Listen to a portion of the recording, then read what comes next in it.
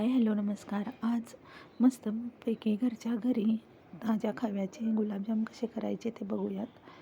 तर इथं 2 वाट्या खवा घेतला आहे. त्यात अर्धी वाटी मैदा मिक्स करायचा आहे आणि छान एकसारखं चुरून घ्यायचं आहे.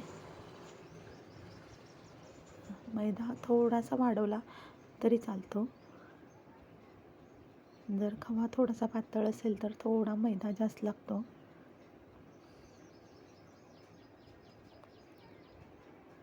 थोडंसं 1 चमचाभर साजूक तूप घातलं आहे आणि छान एकजीव करून छान एकसारखं हाताने मळून घ्यायचं आहे.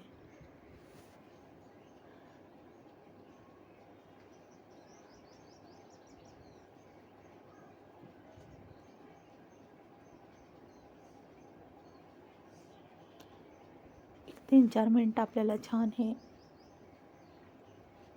मळून घ्यायचं आहे.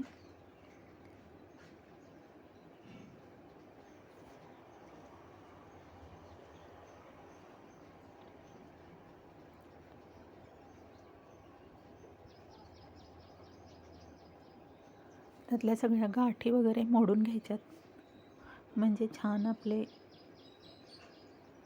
गुलाबजाम हलके होतात. व आता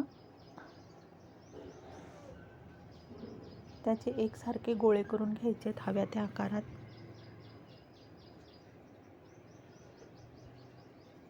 पाहू शकता असे लहान छोटे मोठे आपल्याला कसे पाहिजे तसे छान एकसारखे गोळे करून घ्यायचे. अर्धा किलो खवा आहे ह्याच्यामध्ये ह्या साईजचे 40 गुलाबजाम तयार होतात.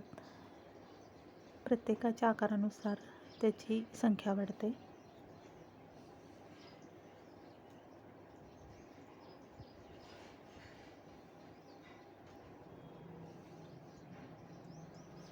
अशा प्रकारे सर्व करून घ्यायचे.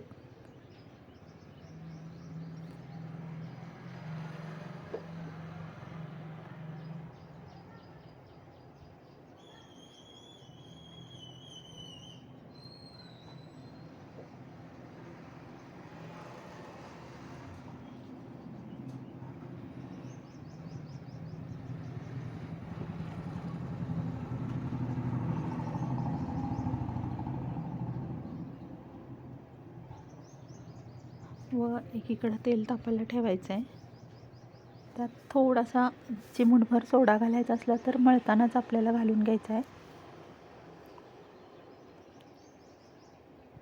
किंवा बेकिंग पावडर घातली तरी चालते. जास्त नाही घालायचा, चिमूटभरच घालायचं आहे.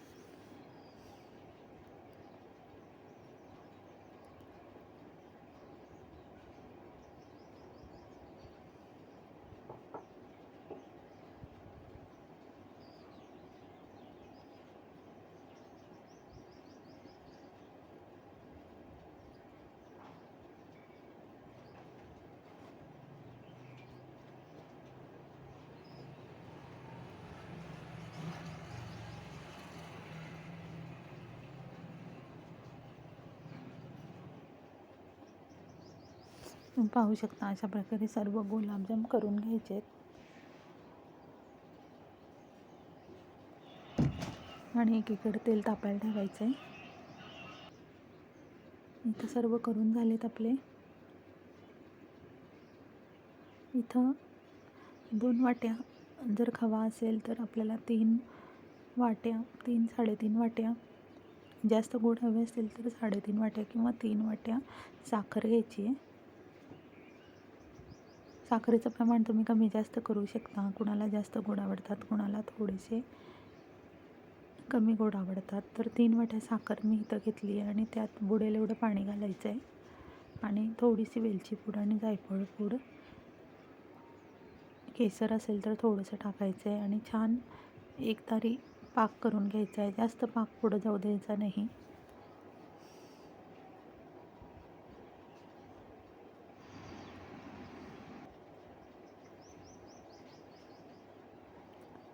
इथं जायफळ आणि वेलदोड्याची पूड करून घेतली आहे. इथं थोडंसं पाक आपल्याला उकळी फुटली की त्यात ते घालून घ्यायचं आहे.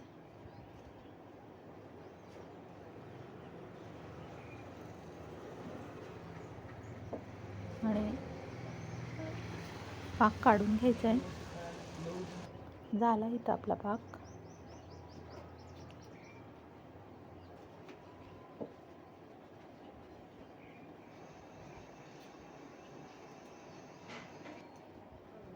आणि इथं तेल तापत ठेवलं आहे. आता मंद गॅसवर एकदा तेल तापलं की गॅस बारीक करायचा आणि मंद गॅसवर आपल्याला